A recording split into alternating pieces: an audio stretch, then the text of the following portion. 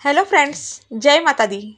आप सभी को वट सावित्री व्रत और पूजन की बहुत बहुत शुभकामनाएं।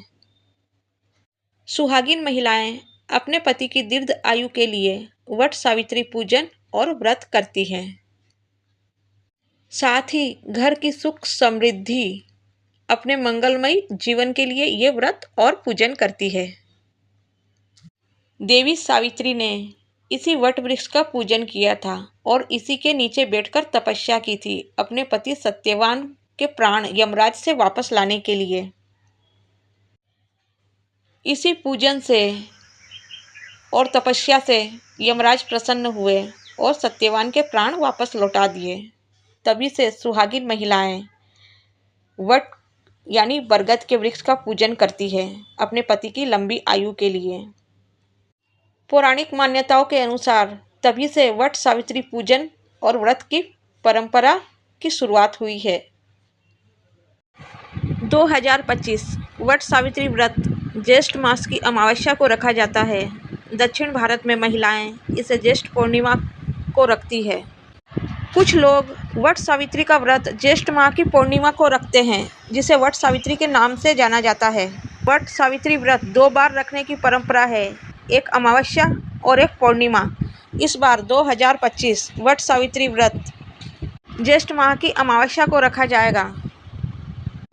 यह पूजन 26 मई दिन सोमवार को किया जाएगा। बरगद के वृक्ष को अक्षय वृक्ष भी कहा जाता है। ये जितना पुराना घना वृक्ष होगा उतना ही अच्छा रहेगा।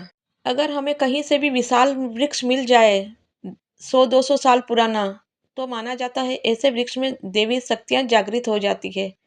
अगर आपको ऐसा वृक्ष मिल जाए तो आप ऐसे वृक्ष का पूजन जरूर करें। अगर बाई चांस अगर नहीं मिले तो आपके घर के सामने जो भी बरगद का पेड़ हो, तो छोटा हो बड़ा हो जैसा भी हो, तो आप उनका पूजन कर सकते हैं। देखिए मुझे कितना सुंदर विशाल वृक्ष मिल चुका है जो काफ़ी पुराना लग रहा है। ऐसा लग रहा है 100-200 साल ये पुराना है। तो यहाँ पर आके मुझे बहुत खुशी महसूस हो रही है और काफ़ी अच्छा लग रहा है। एक पॉजिटिविटी महसूस हो रही है। बरगद के वृक्ष में ब्रह्मा और विष्णु महेश का वास होता है। ऐसा लगता है सारी दैवीय शक्तियाँ इसमें विराजमान हो गई है और साथ ही जागृत हो गई है वही शक्तियाँ। तो ऐसे वृक्ष का हम पूजन कर लेंगे। मुझे ऐसा वृक्ष मिल चुका है। आपके घर के सामने आपको जो वृक्ष मिले आप उनका पूजन कर लीजिए। तो देखिए जब भी हम देव वृक्ष का पूजन करते हैं तो पहले उसकी साफ सफाई कर लेते हैं। जो भी पत्ते सूखे हुए गिरे पड़े हैं तो हम इसे यहाँ से हटा देंगे और पानी का छींटा यहाँ पर दे लेंगे हम, ताकि यहाँ का शुद्धिकरण हो जाए। थोड़ा सा पानी छीप लेंगे, आप चाहे तो बाल्टी से भी पानी छीप सकते हैं। तो हम इस प्रकार से यहाँ पर पानी छीप लेंगे। वैसे तो देव वृक्ष जहाँ होता है हर जगह शुद्धिकरण ही होता है, लेकिन पूजा से पहले एक बार पानी छिपना बहुत ज़रूरी है। तो इस प्रकार से हम पानी के छींटे दे देंगे। अब हम बता देते हैं पूजन सामग्री क्या होगी। देखिए सबसे पहले हमें 4-5 बरगद के पत्ते ले लेने हैं। इस बरगद के पत्ते से हम माला बना लेंगे या फिर गले में धारण कर लेंगे, या फिर इस प्रकार से इसे मोड़कर हाथ में भी पहन सकते हैं। माना जाता है पूजन से पहले बरगद के पत्ते की माला या फिर हम इसे बालों में भी लगा सकते हैं। अगर आप माला नहीं धारण कर सकते हैं तो इस प्रकार से देखिए इसे मोड़कर हम बालों में लगा लेंगे। आपको पत्ता पूजन के दिन नहीं तोड़ना है, एक दिन पहले ही पत्ता तोड़ के रख लेना है। बाकी जो बचे हुए पत्ते हैं उसमें हम भोग प्रसाद रख देंगे। देखिए सबसे पहले तो हम जल से भरा हुआ कलश ले लेंगे यहाँ पर। उसके बाद हल्दी कुमकुम चावल का चोखटा ले लेंगे। थोड़े से फूल ले लेंगे, यहाँ पर ताजे होने चाहिए बिल्कुल। साथ ही देसी घी का दीपक ले लेंगे। सुगंधित धूप ले लेंगे। अब हम लाल पीली मोली या फिर कलावा ले लेंगे। आप चाहे तो कच्चा सूत भी ले सकती हैं। मैंने यहाँ पर कलावा ले लिया है। अब हम भोग प्रसाद ले लेंगे। भोग प्रसाद में पहले हम ले लेंगे चने। कहीं पर काले चने लेते हैं, तो हमारे यहाँ ऐसा कोई नियम नहीं है, हमने ये सिंपल वाले चने ले लिए हैं। अब ले लेंगे हम आटे और गुड़ से बना हुआ हलवा। आप चाहें तो गुलगुला ले सकती है 5, 7, 21 की संख्या में। साथ ही हम ले लेंगे बतासे। मेरे पास बतासे थे इसलिए मैंने बतासे ले लिए हैं। आप यहाँ पर मिठाई भी रख सकती हैं।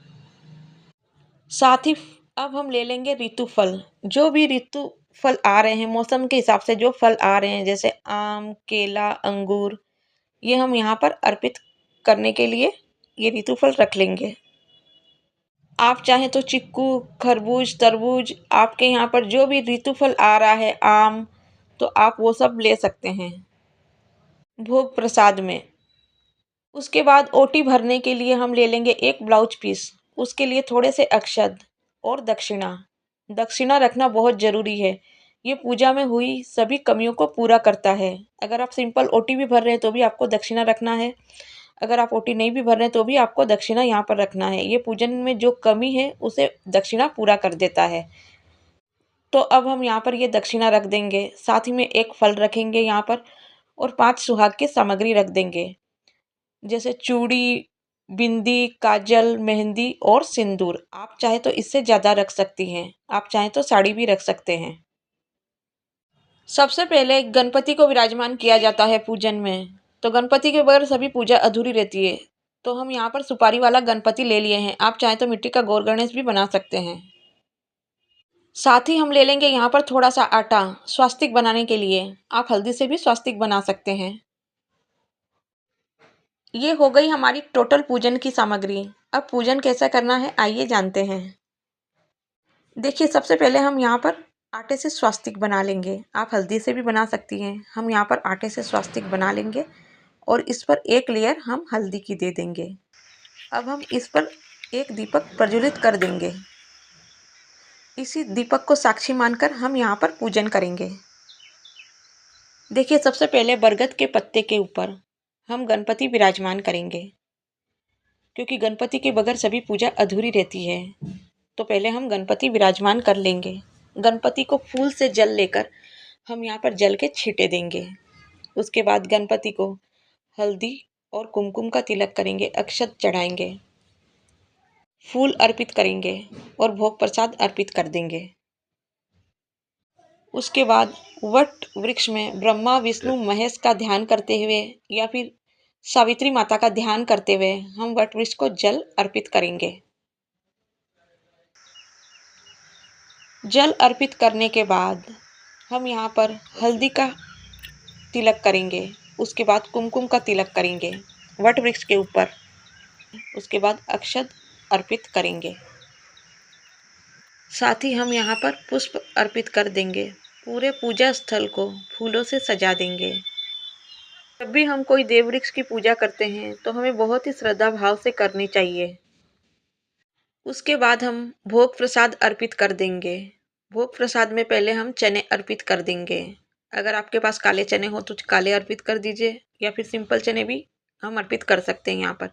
उसके बाद हम अर्पित कर देंगे गुड़ और आटे से बना हुआ हलवा। उसके बाद हम यहाँ पे चढ़ा देंगे बतासे। आप मिठाई भी चढ़ा सकती हैं। अगर आप हलवा नहीं लेकर आए हैं तो आप आटे और गुड़ से बना हुआ गुलगुला भी अर्पित कर सकते हैं यहाँ पर भोग प्रसाद के रूप में। साथ ही हम यहाँ पर चढ़ा देंगे ऋतुफल। ऋतुफल में यहाँ पर जैसे आम, केला, अंगूर, खरबूज, आपके यहाँ पर जो भी ऋतुफल मिले आप भोग प्रसाद में यहाँ पर चढ़ा सकते हैं। तो हम यहाँ पर ऋतुफल चढ़ा देंगे। उसके बाद हम भर देंगे यहाँ पर ओटी। देखिए, सबसे पहले हम एक ब्लाउज पीस रखेंगे, उसके ऊपर हम अक्षत रखेंगे थोड़े से। उसके बाद एक फल रख देंगे और दक्षिणा रख देंगे। दक्षिणा पूजा में रही गई कमियों को पूरा करता है, तो हम यहाँ पर दक्षिणा रख देंगे।